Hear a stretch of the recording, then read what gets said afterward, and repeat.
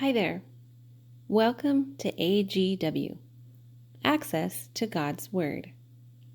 I read straight from the Early Reader's Bible, New King James Version, and I begin in Genesis, and I go through the Bible all the way to Revelations. And in the very near future, God willing, I will be moving from Genesis chapter 11 to the book of Job, then back to Genesis chapter 12. The reason for this decision is to read the Bible in chronological order. I will be following the order found in a chronological Bible, but I will still be reading straight from the Early Reader's Bible. Okay, let's get started with Genesis chapter 7. Genesis chapter 7. Then the Lord said to Noah, "Come into the ark, you and all your household, because I have seen that you are righteous before me in this generation. You shall take with you 7 each of every clean animal, a male and his female, 2 each of animals that are unclean, a male and his female. Also 7 each of birds of the air, male and female, to keep the species alive on the face of all the earth. For after 7 more days I will cause it to rain on the earth 40 days and 40 nights, and I will destroy from the face of the earth all living things that I have made." And Noah did according to all that the Lord commanded him. Noah was 600 years old when the flood waters were on the earth. So Noah, with his sons, his wife, and his sons' wives, went into the ark because of the waters of the flood. Of clean animals, of animals that are unclean, of birds, and of everything that creeps on the earth, 2 by 2 they went into the ark to Noah, male and female, as God had commanded Noah. And it came to pass after 7 days that the waters of the flood were on the earth. In the 600th year of Noah's life, in the 2nd month, the 17th day of the month, on that day all the fountains of the great deep were broken up, and the windows of heaven were opened, and the rain was on the earth 40 days and 40 nights. On the very same day, Noah and Noah's sons, Shem, Ham, and Japheth, and Noah's wife, and 3 wives of his sons with them, entered the ark. They and every beast after its kind, all cattle after their kind, every creeping thing that creeps on the earth after its kind, and every bird after its kind, every bird of every sort. And they went into the ark to Noah, 2 by 2, of all flesh in which is the breath of life. So those that entered, male and female, of all flesh, went in as God commanded him, and the Lord shut him in. Now the flood was on the earth 40 days.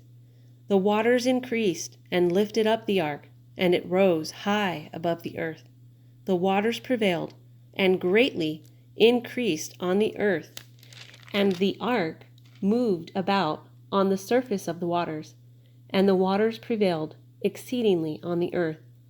And all the high hills under the whole heaven were covered.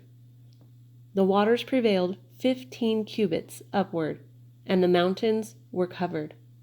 And all flesh died that moved on the earth, birds and cattle and beasts and every creeping thing that creeps on the earth, and every man, all in whose nostrils was the breath of the Spirit of life. All that was on the dry land died. So he destroyed all living things which were on the face of the ground, both man and cattle, creeping thing and bird of the air. They were destroyed from the earth. Only Noah and those who were with him in that ark remained alive. And the waters prevailed on the earth 150 days. Genesis chapter 8. Then God remembered Noah and every living thing and all the animals that were with him in the ark. And God made a wind to pass over the earth, and the waters subsided. The fountains of the deep and the windows of heaven were also stopped, and the rain from heaven was restrained. And the waters receded continually from the earth. At the end of the 150 days, the waters decreased. Then the ark rested in the 7th month, the 17th day of the month, on the mountains of Ararat. And the waters decreased continually until the 10th month. In the 10th month, on the 1st day of the month, the tops of the mountains were seen. So it came to pass at the end of 40 days that Noah opened the window of the ark which he had made. Then he sent out a raven, which kept going to and fro until the waters had dried up from the earth. He also sent out from himself a dove, to see if the waters had receded from the face of the ground. But the dove found no resting place for the sole of her foot, and she returned into the ark to him, for the waters were on the face of the whole earth. So he put out his hand and took her, and drew her into the ark to himself. And he waited yet another 7 days. And again he sent the dove out from the ark. Then the dove came to him in the evening, and behold, a freshly plucked olive leaf was in her mouth.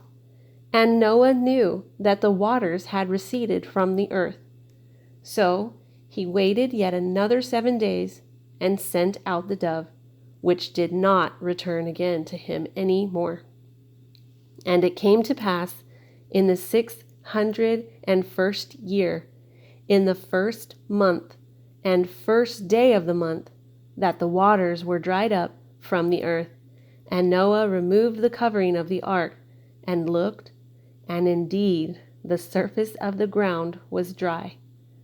And in the 2nd month, on the 27th day of the month, the earth was dried. Then God spoke to Noah, saying, Go out of the ark, you and your wife and your sons wives with you. Bring out with you every living thing of all flesh that is with you, birds and cattle and every creeping thing that creeps on the earth, so that they may abound on the earth, and be fruitful and multiply on the earth. So Noah went out, and his sons and his wife and his sons' wives with him.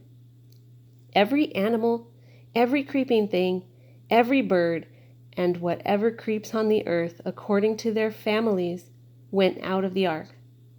Then Noah built an altar to the Lord, and took of every clean animal and of every clean bird, and offered burnt offerings on the altar. And the Lord smelled a soothing aroma. Then the Lord said in his heart, I will never again curse the ground for man's sake, although the imagination of man's heart is evil from his youth. Nor will I again destroy every living thing as I have done. While the earth remains, seed time and harvest, cold and heat, winter and summer, and day and night shall not cease. Okay, that concludes Genesis chapters 7 and 8.